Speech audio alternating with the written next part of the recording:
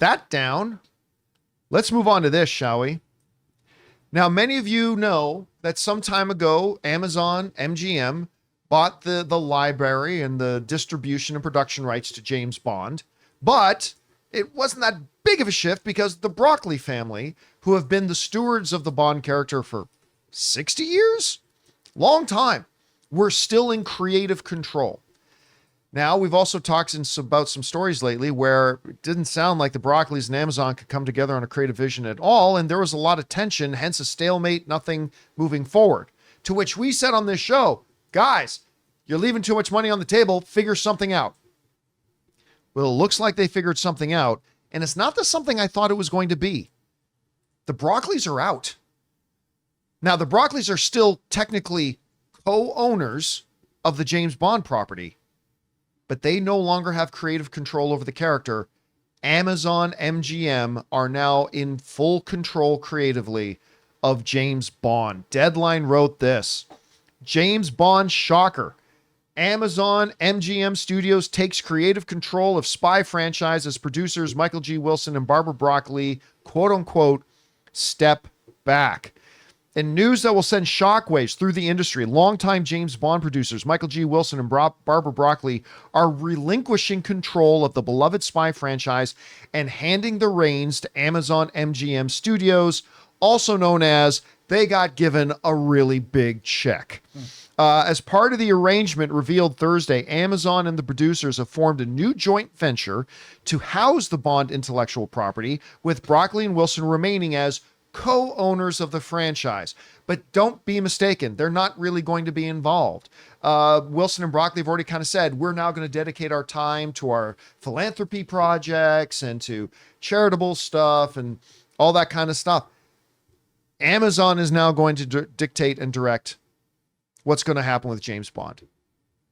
Now, a lot of people, even in our own live chat this morning, have lamented this and decried the end of Bond and that this was all terrible news.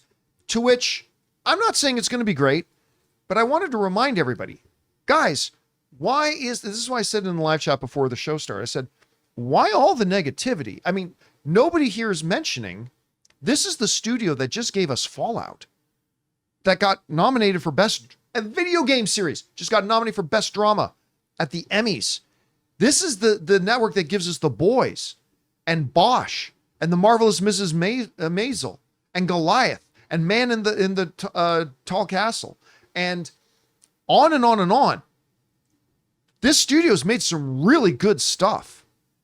Not to the point that I'd say this is a great day for Bond, but it's also not like Uwe Boll just got control of the Bond franchise, because people are talking as if Uwe Boll just got control of the Bond franchise. I think this is a huge story. Now we'll at some point now finally get some movement on a Bond thing, because now there's no more gridlock. Rob, there's nobody I personally know that loves the Bond franchise as much as you. As somebody who hasn't been exactly thrilled with Bond the last couple of outings. No. I've been more pro on the recent Bond films than you. You've really not been thrilled with them. What do you think about this new development that Amazon MGM have now taken over, not just the producing reins, but they've now got full creative control of Bond? How do you feel about this? Well, okay, here's the thing. Like, in the 60s, the James Bond film series set the tone. It was a trailblazing franchise that most people, it showed the world that the middle class was built in the 50s in the wake of World War II. The James Bond franchise gave America and the world something to dream about. Every man who is now a middle class guy raising his kids wanted to be James Bond, to be a jet-setting man who knew everything. He knew what the proper temperature to eat caviar was and which champagne to drink and all that. Or maybe the reverse, which temperature. But anyway, then the Bond franchise has now been playing catch-up for the last 50 years. I love the James Bond franchise. I think the Daniel Craig era was a mixed bag. I think Casino Royale is by far the best film. That was my favorite of the bunch. Series. I also love Skyfall, though. Skyfall's a movie where James Bond fails. I think that's a good thing. But yes, and some people do. It made $1 billion. It's the most highest-grossing Bond film ever. And Adele's theme song's great. Here's the thing. why this actually excites me. And I tweeted this, but people misconstrued what I was saying. And you brought something up. I wrote, give it to Nolan, hashtag 007. People thought I meant Christopher Nolan. No. Jonathan Nolan, Mr. Fallout himself. Yeah. And his wife, Lisa Joy. They have a creator in their midst. That's a really good thought. In their midst, whose brother can come in and direct the pilot for whatever Bond show that they do. And I think that what's happened is James Bond was stodgy. And I love Barbara Broccoli. She'd been working on the Bond franchise since she was a little girl. Michael Wilson's like 80. What you need is a creative team that has a vision for Bond. The same way that Jonathan Nolan and Lisa Joy had a vision for Fallout, I think that Amazon has in their midst, as you pointed out. Look, I watched the first episode of season 3 of Reacher. I stayed up till midnight, watched it. I think Amazon has the power to get whatever creative team in there. And I think they're going to exploit it and do interesting things. Look, I said once on this show years ago, wouldn't it be cool to do a show about Spectre? You know, with the Supreme Executive for Counterintelligence, Terrorism, for Revenge and Extortion, and show the origins of Spectre going all the way back into like the 1800s. And you could do, that was in the 60s, Spectre was Bond's big bad. Blofeld headed up Spectre. And you could do the whole history, but you need visionaries. So I think Amazon is now in a position, and it already has people in their midst. I would say Jonathan Nolan should be the guy, because his brother might be interested in coming in and helping out a bit. I mean, he's never done a TV pilot before. If Chris Nolan, you're talking like you're convinced this is now going to become a television series or a movie, right? But I think they're going to do both. I think, look, do a Spectre TV series. I think James Bond as a film series has passed its prime. As M said in GoldenEye, James Bond is a sexist, misogynist dinosaur, product of the Cold War. And it's true. Which is true. It's actually accurately true. You have to reinvent the Bond franchise. And why not? Look, they're taking all my favorite movies, like Presumed Innocent from 1990. Let's turn it into a TV show. I mean, James Bond has 25 movies. James Bond died in No Time to Die. And at the end of that movie, it says James Bond will return. Yes, give him, it's a new era. Are you going to make another James Bond movie? No. Get a visionary to do a 10-episode globe-trotting James Bond series that they spent $250 million on and have a creative visionary behind it like a Jonathan Nolan. I'm all for it. Bring it on. See, I don't think it has to be Jonathan Nolan. No, it doesn't. But somebody like Jonathan Nolan. Sure. I'm going to disagree with you on the sense of see, I still think James Bond should exclusively be for prime big tentpole event films. And then I'm okay with the idea of like a Spectre series. And why not start telling the story some other double O's? I mean, you get the opportunity. Totally. The only thing they need to retain is the James Bond, the 007 logo, and the theme. Yeah, I agree with that. And, you know, here's the other thing, too. I'm already hearing this cacophony. And by the way, this might end up being terrible, but I keep hearing this cacophony right now of like, they're going to ruin Bond. You know what? When it was announced that Amazon was doing The Boys, all I heard was everybody saying, Amazon's going to ruin The Boys. How'd that turn out? When they announced that Amazon was doing Fallout, everybody says Amazon's going to ruin Fallout. How did that turn out? I'm just saying, do they swing and hit a home run every single time? No, nobody does. Look at season 1 of Rings of Power. Look, yeah, but you know what they did then? But then they got their footing. They got their shit together and they actually made some big improvements in season 2. Rubber.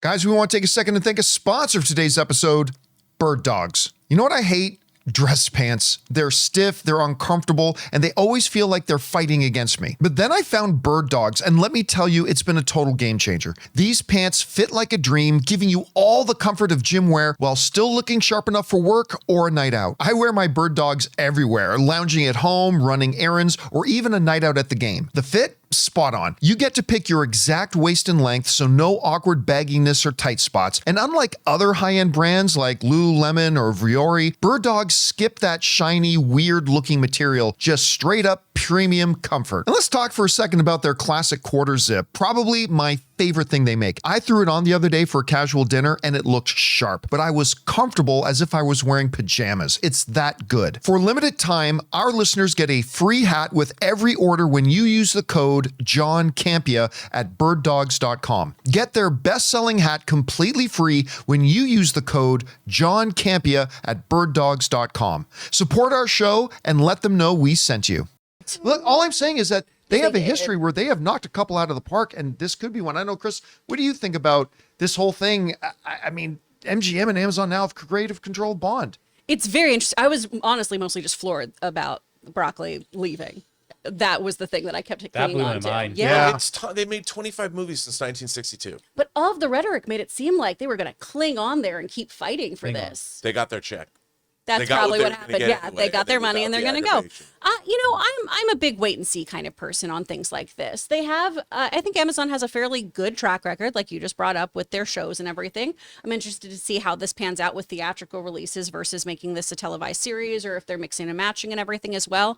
The big thing that I keep seeing in the chat is going back to, they're going to give us a female Bond. I'm sorry, did I miss something? Did they make Reacher a girl? No. Oh, really? Like- Because the way everybody's talking in this is like Amazon takes characters and does gender swaps on them. No, they don't. I'm so confused. And I can't also, think of one thing where they've done that. By the way, we've already had a double O agent who's a woman. Yeah, And but that's a it's double O. James She wasn't Bond James is Bond. going to stay James Bond. Yeah. I don't think we're going to get Jane Bond. I don't think anything like that's going to happen. And also, what a weird thing to be worried about right now. I'd rather go, hey, is it going to be a TV show or a movie? Hey, how are they going to move this forward? Are they going to take that line about that relic from the Cold War and modernize thing? How are they going to play with this? I wouldn't be so focused on, I bet they're giving me a girl. I want to go into this thinking, what are they going to do with James Bond and all of these other properties, and how are they going to modernize him and how this is going to happen? By the way, John, I just want to point out, when I was doing our old haunt, the movie trivia Schmodown, they tried a James Bond category. It failed. Why? Because nobody who played the movie trivia Schmodown or the viewers cared. James Bond needs to be reinvented. Like Skyfall made $1 billion. But we have a generation of people that have no attachment to James Bond. I grew up with James Bond as a little kid. I wanted to be James Bond. I saw James Bond movies. They were tonight on the ABC Sunday night movie. Sean Connery is, everybody watched James Bond. Nowadays people have Bourne. They have Reacher. They have Mission Impossible. There's all these other franchises that have eclipsed the Bond franchise. But I will say popularity. this. If you take the last Mission Impossible and you take the last Bourne, the last James Bond made more than any of those. Like the last James Bond movie made $775 million.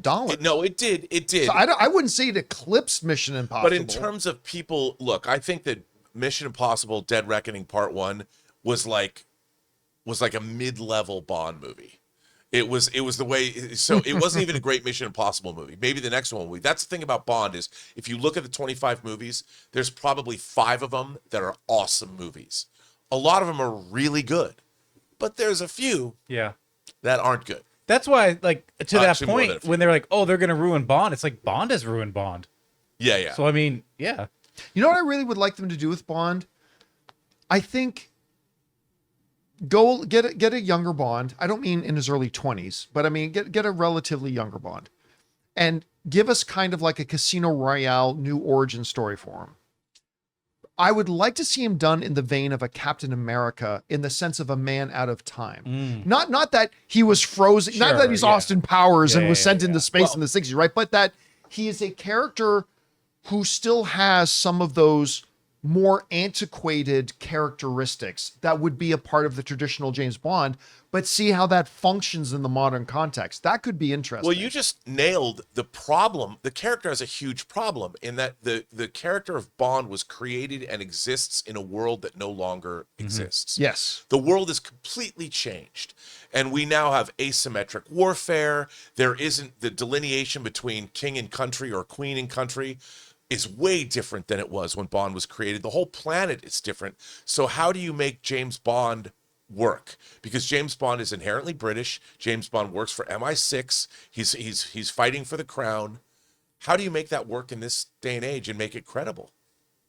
I don't know. I think you play into I like the idea of maintaining some of those traditional Bond characteristics, but lean into that. This makes him an oddity, almost like a Crocodile Dundee coming to America, right? Right. It makes it, and don't shy away from how this is really a juxtaposition. Like Bond is not, he's kind of not a man of this era, but he's in this era. And I think they should lean into Yeah, that. and the thing is, the Bond franchise itself, do you go the Moonraker route and have Hugo Drax in his orbiting space station and he's using the poison he derives from orchids to exterminate everybody on Earth so he can build his master race? I mean, that was a Bond movie, which followed up Spy Who Loved Me, which was basically a remake of. Or you go to From Russia with Love and you make it much smaller. I think, and follow me, guys. I think he should be an influencer.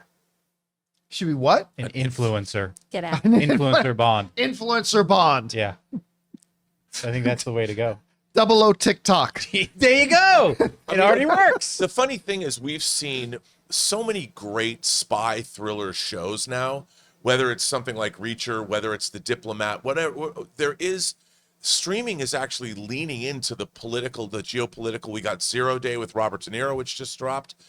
I think the time is ripe to move Bond into an extended, modern, political thriller realm. I agree. Again, I'm just saying, even though it's a new era, I just want to see some of those core James Bond characteristics Me too. somehow, some way still be maintained. I think a in the lot of character. those could be carried over. I mean, beyond the womanizing, like you were saying, like he's a connoisseur. You know, the guy is like, what was his rank in the Navy? Commander. He's a commander. I mean, so the guy should be worldly, right? Oh, he is, yeah. But you know, there's just some elements that just don't work necessarily. Well, plus the thing about James Bond is he knows that any mission he's going to die. Yeah. So he's a connoisseur of life. He loves the best food. He loves the best drink. He loves the best women. He loves the best cars. And he should be unapologetic about that because at any moment he will die. And he's fighting for all of us. That's why he drinks in everything that life has Yeah. to offer. Literally and figuratively. That's right. Literally and figuratively. Anyway, guys, the question is for you. What do you think about this? Amazon is now in creative control of James Bond. Some who maybe haven't liked the last couple of James Bond might think this is a great thing. Some who may be nervous about Amazon taking it over, even though they've had some pretty big wins, might think that's a point of concern. Will it work out good? Will they try to overextend it? Like, will they try all of a sudden come out of the gate and have 5 James Bond franchises and all this kind of stuff? Or will they try to keep it sparse and try to keep its value? I mean, I just don't know. How do you think they're going to approach it? Whatever your thoughts are, jump down to the comment section below and let us know your thoughts. Hey guys, thanks so much for watching this video. Make sure you like the video, leave a comment, and subscribe to our channel. And don't forget, we have a daily podcast called the John Campea Show podcast, available on Apple Podcasts, Spotify, or your favorite podcasting app of choice. Go and subscribe to it today so it'll be there when you need it.